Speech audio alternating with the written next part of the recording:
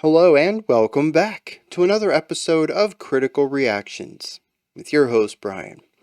We're going to continue on with this week's theme, exploring bands who have changed vocalists. Yesterday we checked out Faith No More with Chuck on vocals. Today we're going to be looking at Mike Patton on vocals. The track we're looking at is called Ashes to Ashes. Now, I found out that I've now heard one song of Faith No More from each vocalist. I didn't know Mike Patton sang on Epic, but that was a really big single that I knew from them decades ago, and now I have heard one with Chuck on vocals. That was yesterday. We checked out We Care a Lot. So, kind of interested to see what Faith No More does outside of these two, or maybe they just keep playing this style. It seems to have a lot of similarity between those two songs. I don't know. Let's dive in. Let's see what they're doing with Ashes to Ashes.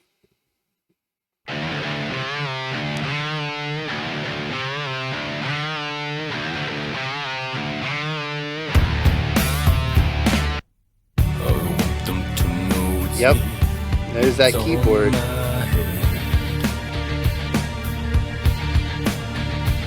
Atmosphere with driving guitars. Interesting harmony on the word my.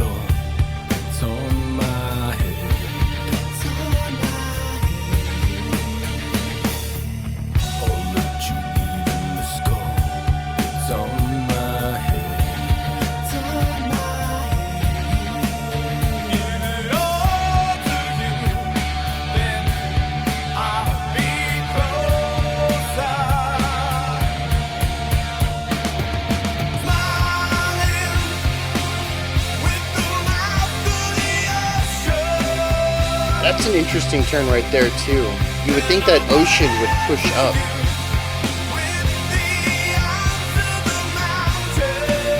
It brings it down with a very soft resolution. It almost feels like there's more to the progression, but they don't give that melody anymore.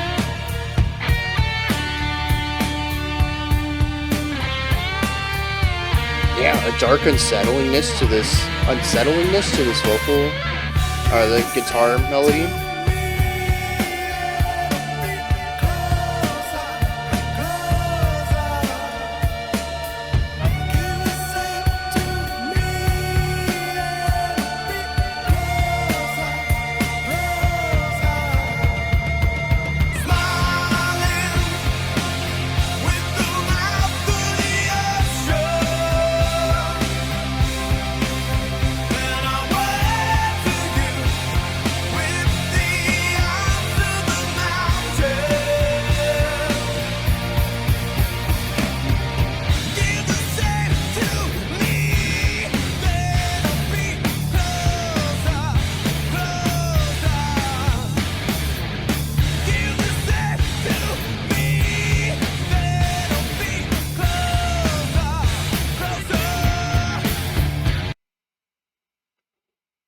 Oh, that's it. It just ends. Okay. So it's over. Huh. Yeah, that's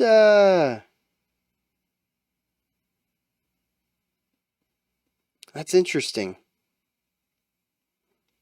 I mentioned And you can go check this out yesterday. I did a little bit more of a comparison, but what I knew of Faith No More, which is epic, and comparing that to yesterday's We Care a Lot, I saw a lot of similarities in sound. They were definitely unique tracks, but they both felt very Faith No More. Something about the songs captured a unique identity of the band, a sonic footprint. This song has a little bit of that. The verse is very Faith No More. Um, just the atmosphere of it, the moodiness of it, the specific keyboard tone that they use. It's the same one that they've used in all three songs I've heard of theirs. It is forever going to be for me that Faith No More keyboard sound. That's used here in the verse, and the guitars are used for little punctuating driving ideas. The chords get held out on the keyboards, and the guitars come in with these, 3-note punches. 3 notes here, a break, 3 notes there, and then a couple of bars off. This all feels very Faith No More.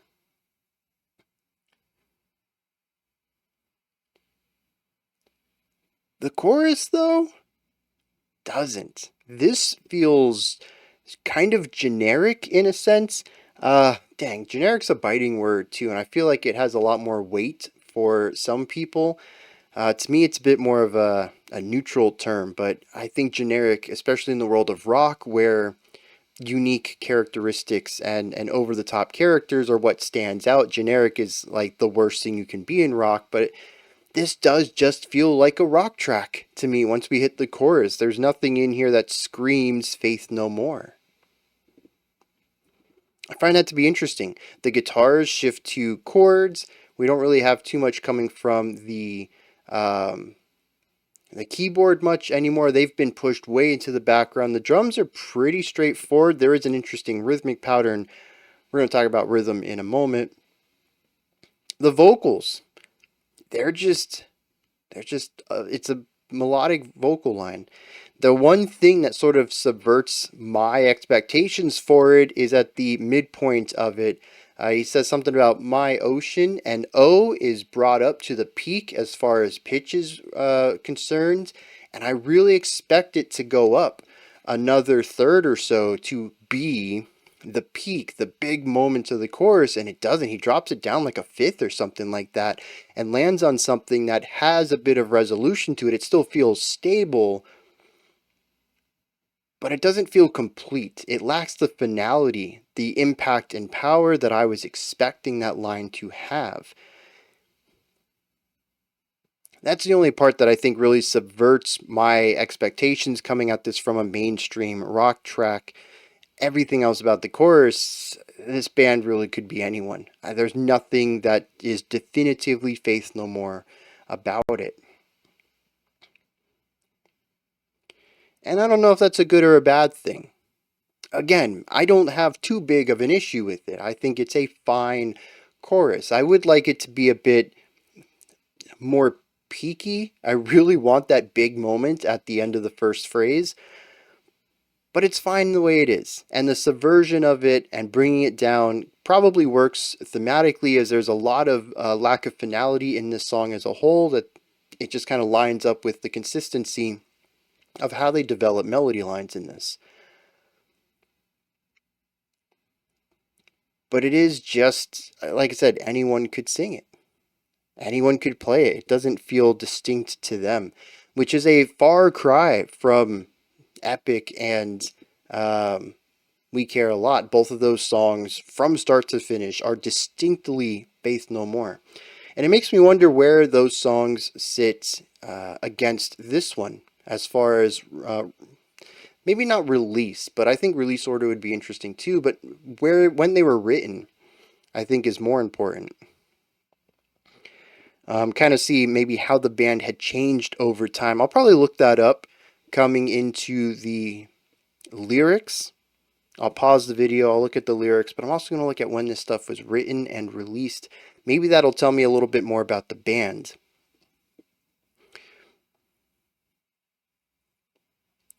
But, if it wasn't for Epic, my gut instinct might be that Mike kind of pulled this into a more mainstream style as he shifted from um, Chuck's more rhythmic spoken poetry delivered stuff to this melodic singing, proper singing in the song.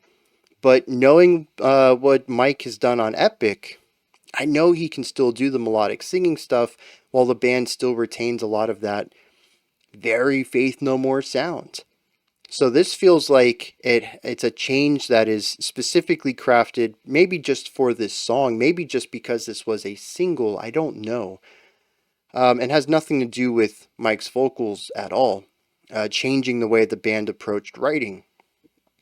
I don't know, like I said, I'm going to dive into that, but that chorus, it's it's a good chorus. I don't have any problem with it. It's got a nice catchy melody to it, good chord progression, keeps the moodiness, it's cohesive with the verse, all of it works. It's just not what I expect from them. Now, I mentioned rhythm. Listen to the drum. Go back and check the track out. Listen to the drum in most sections in here, and they have an interesting accent pattern. There's a lot of space between accented hits, and an accent's just a spike in volume. Maybe like tss, tss, ka, tss, tss, tss, ka. The snare hits would be an accent against the hi-hat. But you can even have accents on the same instrument if you're changing velocity, just volume of it, having softer snare hits versus one louder one at certain points in the track. And listen to the space and sort of the shifting rhythmic elements in the rhythmic pattern. In the accent pattern, because you'll find that frequently we will move from downbeats to offbeats, and we're not consistently accenting like 1, 2, 3, 4. An accent on 2 and 4 is pretty common in rock. That's just alternating beats. We don't really get any of the standard stuff in here. Everything's just a little off. Not enough to remove the groove or draw attention to it, but it isn't quite cookie cutter drum accent patterns either. And the whole band can follow along with this. I feel like the vocals are the ones who are most attuned to what the drummer is doing, primarily because the rest of the instruments are doing chords. But even on the those ornamental guitar hits in the verse, they follow along with the drums. They don't follow along with the keyboard. And I find that interesting because it gives everything just a little bit of unsettlingness, just a little bit of non-standardness to the rhythm. Not enough to take over and feel avant-garde rhythmically, but enough to feel just slightly off. Just like the atmosphere feels just slightly off. Just like that guitar solo is slightly unsettling. Everything sort of leans into this mood of being somewhere that looks familiar. It looks comfortable. You're not totally out of place here, but something's a little off. You just can't put your finger on it yet. It's just something in your gut, gurgling down there, letting you know there's danger somewhere in here. You can't see it yet. Everything looks fine. And I think that's what this song feels like to me because of the rhythm, because of the atmosphere, because of the chords, because of the guitars, because of the lack of finality to the melody lines. All of it leads into something that just feels slightly off. Not wildly uncanny, not Lynchian, just wrong, but invisibly wrong. And I find that's a really tough emotion to capture sonically because it requires a lot of little things that inform the atmosphere without being noticed, because that's actually the kind of feeling you're trying to create. A gut response, but something unnoticeable. And how do you do that? That is exceptionally tough, to guide the mind without the mind know it's being guided. This is tough in all mediums for sure, but I feel like music being a bit more abstract, trying to take a feeling and represent it in music, definitely has a hard time with that. Multimedia, you can certainly get away with a lot less weight being put on every part of it. If it's a film, you have visuals, you have characters and acting, you have body language to read, you have the film score to listen to, you have the camera work. There's a lot of things that can carry the weight a little bit, but with pure music like this, all of the weight is on the music's shoulders. And so you really have to find ways to incorporate it heavy handedly without being noticed. That's just such a fine line to walk. And Faith No More nailed it here. Now, it's also kind of their bread and butter. The verse is very much Faith No More, and it also has a lot of these elements to it. But I think on this one, just because of some of the additional ways they went about crafting this, it certainly stands out as something to me that is a core part of this track. And even in the chorus, which tends to lighten up a little bit and bring something a bit more straightforward, the vocal melody still represents this slightly offness. And I think that's pretty cool. And I kind of already talked about it. Haven't really touched on the vocalist too much here. Mike doing the vocals here. It's very different from Chuck's. Very different. Like I said, more melodic, focusing on pitch and longer held out notes. At least the track that we checked out yesterday with Chuck, very rhythmic, strong focus on cadence and texture instead of melody. Pitch changes were few, if any. It wasn't necessarily monotonous, but it was more spoken word, as if he was reading a poem rather than singing a song. It comes off very rhythmic with a lot of staccato work in there. It's just a very different approach to the songwriting, but I find it interesting that for the most part, it doesn't really modify the song too much. The band is still doing what the band does.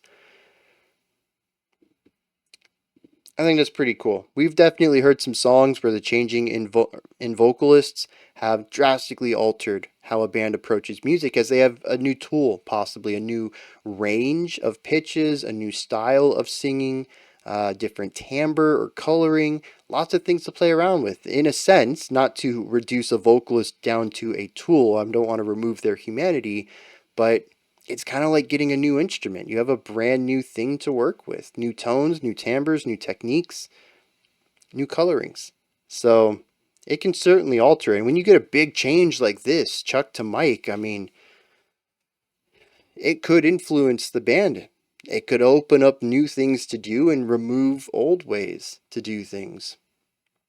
But at least here, it doesn't seem like they've lost too much of their identity. And the chorus I'm still putting on as them just making a single, trying to be a little more palatable with it, possibly.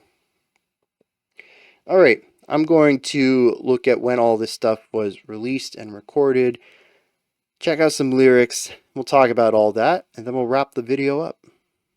All right, so real quick, yesterday we checked out a song from Introduce Yourself, 1987. This song comes off of Album of the Year, 1997. That is a 10-year difference. We're talking about a really large gap of time for bands to improve or change or anything. Most bands, most artists do not stagnate for 10 years. There's going to be change, there's going to be growth. Even if they're a band that likes to stick with a sound, they might even try to incorporate some trend-chasing elements to their sound. 10 years is a long time, and that might indicate why there's a little bit more mainstream palatability to the chorus here. Though, again, this is a single, maybe that has more to do with it. But it is interesting that over these 10 years, the verse here still feels very Faith No More, maybe even to a fault. There is a lot of music in these 10 years that I haven't heard from Faith No More. Maybe there's more variety. But having heard these 3 songs, they're very similar. Well, they have their similarities, I should say that. If all of their music ended up being like this, I'm kind of curious how they lasted for so long, unless people just really like that sound. I mean, I guess Metallica didn't really change their sound too much during their thrash era. So, You got a good sound, you stick with it. It's not a bad thing. I just find it really interesting how the verse of this really, I think, could have fit on their 89 album, The Real Thing, which is where Epic comes from, which was only 2 years after Introduce Yourself, and probably explains why a lot of the musical ideas are still very similar between those two songs that I heard. There's just a little bit more melodic writing, but Mike was still trying to emulate some of that percussive delivery that Chuck had on Introduce Yourself. Kind of makes me want to listen to Introduce Yourself and Real Thing back to back and kind of see where the similarities, how much of the similarities exist between the two, and where Mike might have introduced some new ideas to the group. Anyways, yeah, 10-year difference here. Lyrically, we're looking at something interesting here. We have a song that's about allowing wounds to heal and repairing bridges between people, rebuilding relationships by putting the guilt on you for all of it. Just saying, crucify me now so we can take a step forward together tomorrow. Verse 1, I want them to know it's me. I will point the finger at me. It's all on my head. Verse 2, I will let you shout no more. I will pick you up from the floor, and I'll even let you settle the score. It's all on my head. The pre-chorus says, I'll give it all to you, and then we'll be closer. So all of this indicates, there is no, well, I guess technically this is an extension of the olive branch, but there's no compromise here. There's no middle ground. I'm giving into everything here. I will take the blame for all of this so that we can repair what we once had. The chorus talks about a positivity between the narrator and this other. He says, smiling with the mouth of the ocean, I'll wave to you with the arms of the mountain, and I will see you. I really like that. Not just smiling, not just waving. These are large gestures. Smiling the size of an ocean, waving with arms of the mountain. This isn't empty. This isn't something just to do for show to get the relationship working again. It's something that means a lot. It's passionate about it. These actions are massive. The one shift to all of this, the bridge and the outro, take the pre-chorus. It says, if you give the same to me, we'll be closer. I like that. He says, I'm willing to accept all this blame. This relationship means more to me than this argument. If you can feel that same way too, we'll be good. But I gotta know that to you, having me in your life is more important than whatever petty squabbles we have here. But he puts the work. He puts the first step forward. He says, I'll take the blame. A little bit of good faith extended, hoping the other side can come to clearer minds as well. I like that. Now, interestingly, the annotation mentions that this was their last song before breaking up, which I do see they have a 2015 album. Mike's also on vocals there. So it seems they came back a decade later, 2 decades later, to put another album out. But at the time, this was it. And the annotation suggests that this might be a song for Patton to say he's done with the band. Maybe there was a lot of infighting, and he's like, you know what? This stuff's bigger than me. I'll back away. I'll take the blame for it. Y'all keep going with what you got. I don't know. I don't know enough about the history of the band to weigh in on that. But I do think it's interesting that this song is about giving things up in order to repair relationships, and it was their last album. Assuming there was some issues with the bandmates, very probable read on this. What that has to do with the music? Not much. This is a song about finality, and all I talked about was a lack of finality, of something feeling off. This is about putting things right. It's the exact opposite of everything I got out of the music. So either the music and the lyrics were not written together and aren't designed to be read as a unified text, or I completely misinterpreted this song. And that's where y'all's opinions come in. These are my thoughts on Faith No More's Ashes to Ashes, which is also about letting bygones be bygones. The dead is dead. You know, ashes to ashes, dust to dust. Yeah, actually, that kind of lines up a little bit with the letting the band go, ending your time here with the band. Anyways, but like I said, these are my thoughts. What are yours? Do you have things you'd like to add on to what I said? Do you need to correct me on anything? Did I misspeak about something?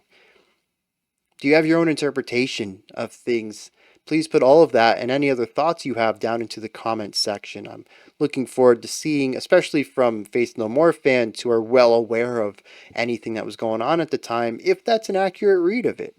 And if you have a different read on the music, too. I would love to hear an alternate take on what the music might represent. When you're done commenting, head into the description box. You'll find a link to Linktree. Takes you here. You can find links to my music, ways to support the channel, a link to the Discord server, and so much more. Above that, if you could, like, subscribe, and ring the bell. I greatly appreciate all three of those. That wraps it up for this one. I'll be back tomorrow, though. 5 p.m. Eastern Standard Time, 9 p.m. UTC, as usual. Until next time, remember to be critical, not cynical, of the music you listen to, and have a fantastic morning, afternoon, or evening whenever you choose to watch my videos.